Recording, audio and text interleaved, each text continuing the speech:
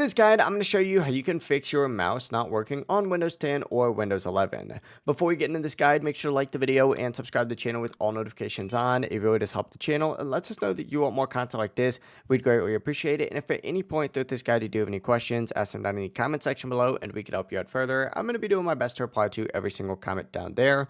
But if your mouse isn't working, you're obviously going to need to use your keyboard for now or plug in a second mouse to fix the main one. But essentially, if you were just using your keyboard, simply go ahead and press down the Windows key on your keyboard and then type in Device Manager and then hit Enter. Once Device Manager does open, press the Tab key and then use the arrow keys to scroll down until you see mice and other pointing devices. From here, go ahead and press Enter, and it's going to bring up a page that looks like this. Use the arrow keys to go ahead and just scroll down a little bit. Use Tab to navigate up to the Driver tab up at the very top, and then use the arrow keys to navigate down until you get to the section that says Update Driver. From here, go ahead and hit Enter, and then choose Search Automatically, just like so. And if there's an update for this, let it go ahead and choose that. Repeat this process for any other mouse device listed. But if you are using a USB mouse, try plugging it into a different USB port. If it's wireless or Bluetooth,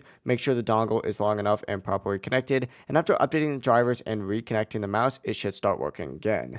If you guys did have any questions, just ask them down in the comment section below, and we can help you out further. I'm going to be doing my best to reply to every single comment down there. Have a great rest of your day, though. Peace.